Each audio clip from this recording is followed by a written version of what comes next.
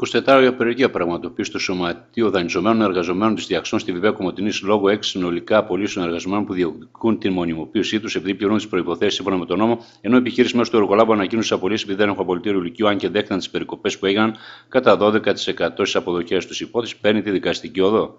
Μαζευτήκαμε εδώ έξω από την Διάξον γιατί έχουμε 6 απολύσεις συναδέλφων οι οποίοι διεκδικούν τη μονιμοποίησή τους διότι πληρούν τους όρους σύμφωνα με τον νόμο για τη μονιμοποίηση, και η επιχείρηση μέσω του εργολάβου, διότι είναι εργολαβικοί οι εργαζόμενοι αυτοί,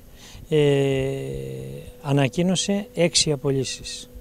Δυστυχώς ο εκφοβισμός αυτός και αυτή η νοοτροπία δεν θα περάσει, θα πάμε στα δικαστήρια, θα διεκδικήσουμε να μην απολυθούν αυτοί οι συνάδελφοί μας, θα ακολουθήσουμε την νόμιμη οδό. Η μονιμοποίηση ήταν για την Διάξον και το δικαστήριο θα γίνει τον Οκτώβριο.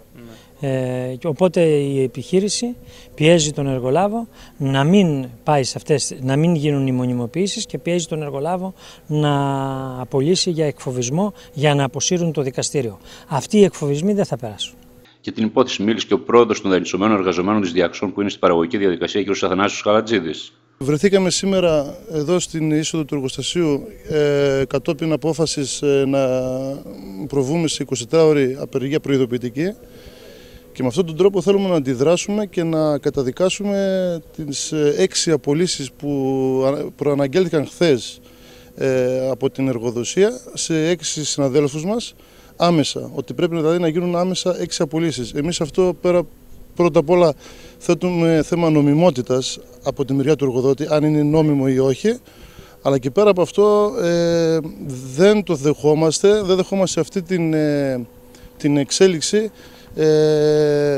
Γιατί θεωρούμε και πιστεύουμε ότι κάθε μήνα με αυτό το ποσοστό που θέλουν να απολύουν, θέλουν να διώξουν όλο το υφιστάμενο προσωπικό, προσλαμβάνοντας καινούριους. Εμείς θεωρούμε ότι όλα αυτά προέρχονται από το γεγονός ότι είναι σε εκκρεμότητα μια αγωγή που έχουμε κάνει και έχουμε στις 22 Οκτωβρίου την εκδίκαση της υπόθεσης. Θεωρούμε την υπόθεση αυτή των απολύσεων καθαρά εκδικητικές και σαν μια μορφή πίεσης. Δηλαδή θεωρούμε ότι ο εργοδότης, ο εργολάβος, σε συνεννόηση προφανώς με την εταιρεία, θέλουν να μας πιέσουν για να κάνουμε πίσω στο θέμα της αγωγής. Εμείς αυτό δεν το δεχόμαστε. Είχαμε όλη την καλή διάθεση να συνενέσουμε. Πρόσφατα υπογράψαμε ανανέωση σύμβασης, δεχόμαστε και δεχτήκαμε 12% περικοπή των αποδοχών μας. Είχαμε τη διάθεση να προσφέρουμε και στην εταιρεία και στον εργοδότη. Ο εργοδότης δεν το εκτίμησε, ούτε προφανώς και η εταιρεία.